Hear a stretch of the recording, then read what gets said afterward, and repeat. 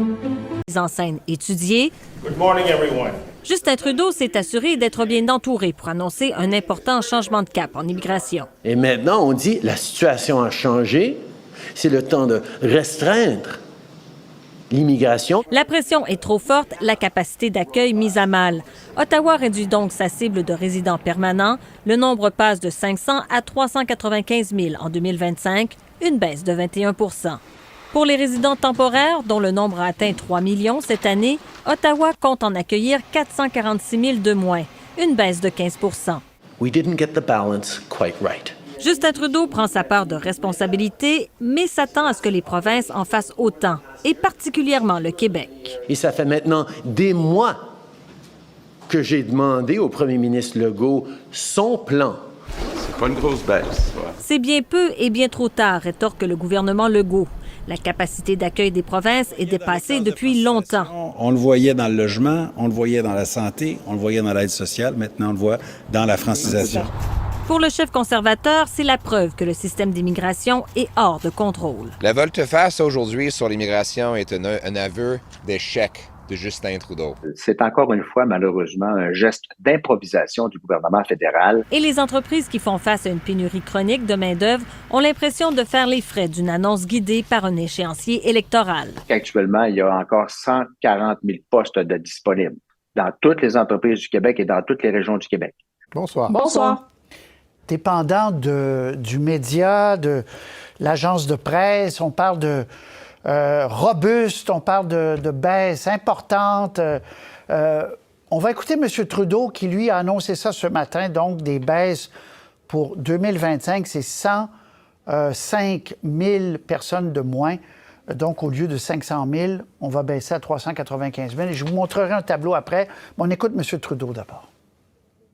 Mais on a un système d'immigration qui est robuste, qui est rigoureux, mais qui est aussi flexible, qui, bien des fois dans le passé, a été ajusté en fonction des réalités du terrain. Et le meilleur exemple, c'est pendant la COVID, on a fermé nos frontières. À la suite de la COVID, on a rouvert nos frontières, on a dû accueillir plus de gens pour combler les défis au niveau de la pénurie de main-d'œuvre. Alors, je vous montre le tableau, puis je vous laisse parler ensuite. Alors, 105 000 de moins en 2025, 380 000 le nouveau seuil de 2026, donc 120 000 par rapport à l'objectif qui était de 500 000, et ensuite, on continue à baisser. Pour les temporaires aussi, on en retranche 445 000 en 2025, 445 000 en 2026. Donc, ce sont des chiffres quand même impressionnants. Tour de table, Hélène Buzzetti, est-ce que c'est parce que M. Legault, on va l'entendre tout à l'heure, dit « Waf, c'est pas beaucoup ». Est-ce que c'est robuste, pas robuste? Comment on peut juger ça? Ah, c'est sûr que c'est massif. Il faut comprendre qu'il s'agit en fait du dernier chapitre de ce que j'appelle le virage migratoire qui a été pris par ce gouvernement en début d'année. Tous les aspects de l'immigration ont été revus par le gouvernement Trudeau, que ce soit les demandeurs d'asile par la fermeture du chemin Roxham, l'imposition d'un visa sur les Mexicains, les étudiants étrangers dont on a plafonné le nombre et dont on restreint aussi l'accès au permis de travail une fois qu'ils auront été diplômés. Donc, un plus grand nombre d'entre eux doivent retourner chez eux après leurs études. Les travailleurs temporaires qui peuvent être en moins grand nombre chez un même employeur, par exemple. Et là, ça, c'était la dernière étape. On le savait que ça s'en venait. Monsieur Miller nous avait donné des indications. Alors donc, ça vient compléter le tableau. Mais n'en reste pas moins qu'il faut voir que c'est un virage, que je pourrais dire, idéologique super important parce que, encore l'année dernière, le gouvernement de Justin Trudeau regardait un peu de haut ceux qui avaient des critiques ou qui disaient qu'il y avait trop d'immigration. Je me rappelle de Mark Miller qui nous disait même, quand on lui soumettait que ça avait un impact sur le logement, il disait, les immigrants, ils vont en construire des maisons. Alors, le gouvernement Trudeau se ravale complètement, mais il faut quand même admettre que c'est une réforme qui est complète, qui est holistique, si je peux dire. Et là, tous les chapitres sont maintenant abordés. Holistique. Très bien. Nouveau paradigme. Michel David. Oui, bien, tout à fait. Je suis tout à fait d'accord avec Hélène. Au-delà des chiffres, c'est un virage politique. M. Trudeau parlait d'une approche pragmatique. C'est vraiment par rapport à une approche idéologique qui avait prévalu jusqu'à maintenant. Il n'y a pas eu le choix à un moment donné. Évidemment, les sondages l'aident, disons, à être plus compréhensifs et à écouter davantage. Mais il est clair que de partout, au Canada anglais surtout, mais au Québec aussi, et l'opinion publique et les gouvernements provinciaux, l'opinion publique, la crise du logement, elle a finalement fait le lien avec les taux d'immigration. Et les provinces qui doivent financer les services de première ligne, si je peux dire, est à déborder et s'en plaignait. Alors, M. Trudeau, à un moment donné, il y a des limites à nier la réalité. Et finalement, il en a pris acte.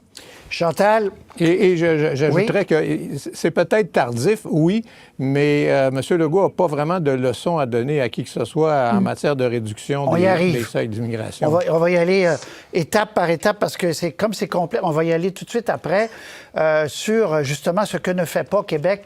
Chantal Hébert, vous êtes où, Chantal? À Vancouver. Vous êtes à Vancouver, je voyais. Un Holiday Inn, pour pas nommer la chaîne. Je ne reconnaissais pas l'environnement. Alors, non, mais j'ai pas de paysage, là, je m'excuse. C'est beau de ma fenêtre, okay. Mais je voulais pas aller sur le balcon. C'est intéressant parce que vous êtes à Vancouver, puis Michel David vient de dire quelque chose. Il dit, avant, c'était beaucoup... enfin, on avait l'impression que c'était beaucoup au Québec que les gens se plaignaient du nombre. Or, les sondages montrent même que au Canada anglais, on trouve encore plus qu'au Québec que trop d'immigrants, selon eux. Maintenant, la perception a changé. Mais revenons à l'annonce de M. Trudeau. Est-ce que c'est majeur, d'après vous? Oui, forcément, c'est majeur quand on annonce un gouvernement libéral qui annonce qui diminue d'un 5e, 20% ses cibles et qui ça s'inscrit, Hélène l'a bien décrit, là, dans un ensemble quand même de mesures qui, quand on les additionne, c'est une correction majeure.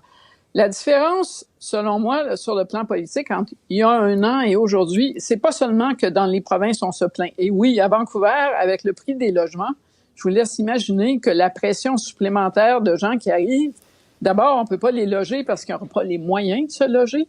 Mais ensuite, il n'y a pas les prix des logements ici, là, ça ferait verdir n'importe quel Montréalais à qui on offrirait un poste à Vancouver. Mais il y a un an, les libéraux s'imaginaient encore qu'ils allaient pouvoir se distinguer des conservateurs en disant « Nous, on est ouverts à l'immigration et eux le sont pas ». Ce discours-là ne tient plus la route à cause de la crise du logement, à cause de tout ce qu'on a vu. Et de plus en plus, c'est pas seulement sur ce dossier-là qu'on voit ce genre de virage libéral-là où on se colle sur les politiques que M. Poilievre mettrait de l'avant plutôt que de dire le contraire. Mais sur ce sujet-là, c'est frappant, d'autant plus frappant qu'aujourd'hui, j'ai regardé le peu que j'ai vu là, du point de presse de M. Poilievre. En gros, il disait les libéraux ont foutu en l'air le système d'immigration. Ça prend des élections. Mais je l'ai pas entendu dire voici les mesures qu'ils devraient pas prendre ou qu'on prendrait nous. Pourquoi? Parce que je pense qu'on est rendu à peu près au même endroit. Alors, si M. Legault aime pas ces compressions-là, j'ai pas l'impression qu'il va en avoir davantage du prochain si c'est M. Poilievre. Bon, bien justement, on y arrive. On va écouter, si c'est possible, d'écouter M. Legault avant M. Trudeau. Je parle non pas à vous, mais à mes amis en régie. M. Legault, M. Roberge, et on revient. La baisse des seuils d'immigration annoncée par M. Trudeau, ça fait votre affaire? Trudeau, excusez. C'est pas une grosse baisse, ouais. Et j'attends encore le plan de M. Legault. Donc, il est là pour parler des responsabilités du gouvernement fédéral qu'on assume, qu'on a assumé en réglant la question du chemin Roxham, qu'on a assumé avec l'ajustement au niveau des étudiants internationaux, qu'on a assumé au niveau des réductions des seuils d'immigrants temporaires. M. Legault, lui, il doit assumer ses responsabilités en rapport d'immigration temporaire. J'attends son plan. Bon, on écoutera peut-être M. Roberge après, mais je voulais revenir parce que c'est... voilà, la question est reposée, Michel David, en disant... Ottawa a dit, OK, vous arrêtez pas de dire qu'on fait rien. Là, on commence à trouver qu'on en fait beaucoup. Puis vous, vos objectifs de réduction sur le temporaire contrôlé par Québec, c'est à peu près 3 000 à 4 000 personnes. C'est tout, là, Michel. C'est tout. Et sur le permanent aussi, les seuils d'immigration que la CAQ voulait réduire sensiblement quand elle était dans l'opposition et au début dans le premier mandat, maintenant, ils ont été haussés. Là, on est entre 50 et 60 000 et à ce que je sache, il n'est pas question de baisser ça. Peu importe ce qu'Ottawa fait, Québec maintient, lui, l'apport qu'il a de l'immigration canadienne. Et pour vous l'avez dit, sur les temporaires, écoutez, c'est des mesurettes qui vont durer 6 mois.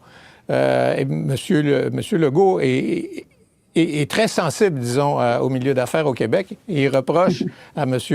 Trudeau de ne pas l'être, de l'être trop, alors que c'est le contraire. Donc, Chantal, viendra un moment où, parce que là, M. Legault, on vient de l'entendre, il dit c'est pas suffisant. Viendra un moment où M. Legault va devoir soit arriver avec des nouvelles cibles pour l'immigration permanente au Québec, que contrôle le Québec, ou soit arriver, par exemple, les étudiants étrangers, on attend encore un plan de réduction, s'il arrivera ou pas. Chantal. Oui, mais à la fin, M. Legault a besoin d'étudiants étrangers pour plusieurs cégeps en région et autres institutions postsecondaires. C'est pas seulement des collèges inventés à Montréal, Toronto, Vancouver, les étudiants étrangers. Il y a besoin de main-d'œuvre temporaire. Les milieux d'affaires en réclament en fait davantage et pas moins. Il y a des pénuries de main-d'œuvre. Et finalement, il y a besoin d'immigrants, pas seulement économiques, mais d'immigrants comme dans des professeurs, des infirmières, des médecins. Faites la liste parce qu'on n'en produit pas et on n'en produira pas. Donc, quand M. Legault dit c'est une petite coupure, je peux pas imaginer qu'un matin, il soit capable, lui, de se lever et de dire je coupe, je sabre de 20 %. Hélène. Oui, c'est quand même fort en café de la part de M. Legault parce qu'il n'a agi sur aucun des aspects sur lesquels M. Trudeau, lui, agit. Alors, c'est quand même le monde à l'envers. Sur cette question de l'immigration, M. Legault s'est fait dépasser sur sa droite par Justin Trudeau, quand même. Un élément intéressant à mentionner, parce que vous parliez des temporaires et tout, vous savez, les résidents permanents, à qui on accorde donc le statut de permanent ici, peuvent provenir directement de l'étranger, mais souvent, ils proviennent de gens qui sont déjà ici et qui ont des statuts temporaires. Et le ministre Mark Miller a laissé entendre qu'on allait privilégier davantage cette catégorie-là pour justement diminuer le nombre de temporaires qui se trouvent sur le territoire et donc privilégier des gens qui sont déjà ici et donc pour qui l'impact sur le logement notamment a déjà été encaissé, si vous voulez. Et ça, c'est exactement ce que Paul Saint-Pierre Plamondon propose d'ailleurs dans cette politique qu'il dévoilera lundi, là, mais qui a fait l'objet de fuites. C'est essentiellement que dans nos résidents permanents, on va désormais puiser dans les bassins de temporaires déjà ici plutôt qu'à l'étranger. Dernière chose, j'aimerais ajouter, c'est un peu passé inaperçu, mais ce que M. Miller nous a dit aussi aujourd'hui, c'est qu'il n'y aura pas de programme de régularisation massive des personnes sans statut au Canada. Ça faisait partie de sa lettre de mandat et il a annoncé aujourd'hui qu'il abandonnait ça parce que, dit-il, il n'y a pas de consensus sur la question. Et ça, c'est une belle preuve que le gouvernement a aussi les yeux sur les sondages. Et encore la semaine dernière, je pense, il y avait un sondage à Abacus qui nous indiquait que maintenant, il y a 52 % de la population canadienne qui pense que l'immigration a un effet négatif ou très négatif sur le Canada. Alors clairement, ça pèse aussi dans la balance de Justin Trudeau et son équipe. Oui, l'opinion publique a changé beaucoup parce que M. Trudeau voulait faire ça avant de quitter, de régulariser beaucoup de gens. Son père l'avait fait il y a de nombreuses années, mais c'est plus sur la table, c'est ce que vous nous dites, Hélène. Oui, c'est ce qu'il nous a dit aujourd'hui. Bon, mais ce qui renvoie à la question intéressante que Chantal posait, Pierre Poilievre va-t-il dire « Moi, je vais baisser encore plus » ou « Ça me satisfait ». On va l'écouter. Est-ce qu'on a l'extrait aussi du Bloc québécois? J'aimerais réentendre M. Duceppe qui était en haut. Je parle en chinois aujourd'hui, je suis désolé, mais l'extrait de M. Duceppe qui était plus haut dans l'émission. Mais commençons par M. Poilievre. Il avoue que ces politiques de l'immigration ont causé de la chômage, de sans-abri et de crise dans le système de santé. En fait, le ministre de l'Immigration de Justin Trudeau, M. Miller, a admis que le système de l'immigration est hors de contrôle. Il faut que les seuils soient établis en collaboration avec le Québec et les provinces. C'est la prochaine étape et le gouvernement fédéral doit se mettre au travail là-dessus. OK, c'était pas tout à fait ça, mais c'est pas grave. Il disait, en 2 mots, qu'il est satisfait, qu'il en prenait le crédit. Il dit, le Bloc a beaucoup, et c'est vrai, poussé pour cette question-là. Donc, nous, on trouve que c'est une annonce importante. Je voulais simplement faire la différence de perception entre le Bloc et le gouvernement Legault là-dessus. Donc, question, Chantal. M. Poilievre, bon, là, il dit que le système était brisé, mais va-t-il se distancier de cette annonce-là en promettant plus? Ça m'étonnerait. Je pense qu'on va rester assez flou, c'est-à-dire que M. Poilievre a déjà dit qu'il allait arrimer, et faites-en ce que vous voulez, les niveaux d'immigration à la création de logements. Mais à un moment donné, il ne peut pas se lancer beaucoup plus loin que là où sont les libéraux. Pourquoi? Parce que la communauté d'affaires lève déjà la main pour dire c'est trop vite. Et M. Poilievre n'a pas de point à aller gagner là. L'autre question, et elle est délicate pour le Parti conservateur en particulier, à cause de la dernière campagne de Stephen Harper. Rappelez-vous les lignes pour dénoncer les pratiques culturelles barbares et les histoires de cérémonies de sermentation. Quand M. Poilievre dit que c'est à cause du chômage, il faut qu'il fasse très, très attention de ne pas se faire prendre à dire s'il y a du chômage, c'est parce que des gens prennent des jobs. Et je pense qu'il est à la limite de là où il peut aller.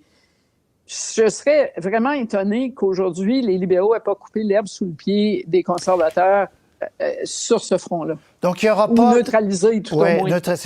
Michel David et Hélène Buzetti, il n'y aura pas de surenchère, vous pensez, lors de la prochaine, on ne sait pas quand exactement, campagne électorale fédérale, Michel? Non, moi, j'ai l'impression qu'il n'y en aura pas, comme il n'y en aura pas sur à peu près tout le reste. Aussitôt que M. Trudeau dit quelque chose, M. Poilievre dit « Ah, c'est un aveu d'échec ». Alors, sa stratégie ne changera pas. Attaquer le gouvernement Trudeau, c'est beaucoup plus simple et probablement efficace que lui-même mettre de l'avant des mesures sur lesquelles on pourra débattre et qui vont peut-être s'avérer moins intéressantes que celles qu'il veut défaire.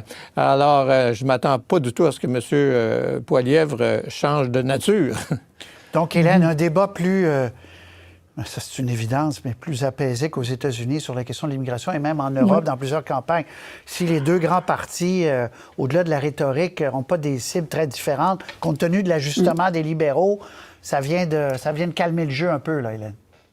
Oui, certainement. Moi, j'avoue que ça m'a toujours un peu étonnée, quoique je le comprends, mais cette espèce de timidité et pudeur de la part du Parti conservateur sur les questions migratoires, ils ont toujours vu les choses de la même manière que les libéraux. C'est pas mal blanc-bonnet et bonnet-blanc là-dessus. Il faut comprendre que les conservateurs font le calcul que l'immigration maintenant provient essentiellement de pays un peu plus conservateurs socialement. On parle de l'Asie du Sud, la Chine, etc. Et ils estiment qu'il y a dans ces cultures-là plus de réceptivité au discours conservateur. Et donc, pour eux, ils font le calcul que désormais, l'immigration va peut-être être dans leur camp plutôt que traditionnellement l'a été dans le camp libéral. Alors, c'est sûrement pour ça qu'ils ne parlent pas trop fort, mais il faut quand même garder à l'esprit que même les immigrants qui sont ici commencent eux aussi à trouver que les rythmes sont trop élevés parce que eux aussi subissent, comme tout le reste de la population, les impacts sur le logement, etc., etc. Très bien. Bon, la mutinerie, nous sommes quoi, jeudi? On va écouter M. Trudeau qui a rappelé à ceux qui n'avaient pas encore compris dans son caucus qu'il va rester chef, dit-il, tant qu'il peut. Sean Casey qui a dit très bien, ça c'était un des signataire, Charlottetown, qui dit très bien, moi j'ai compris, moi je tourne la page. Les 23 autres ou 24 autres, on ne sait pas, on écoute. Nous avons toujours eu, en tant que parti, des discussions robustes sur la meilleure façon d'avancer. Nous allons continuer de les avoir avec moi en tant que chef.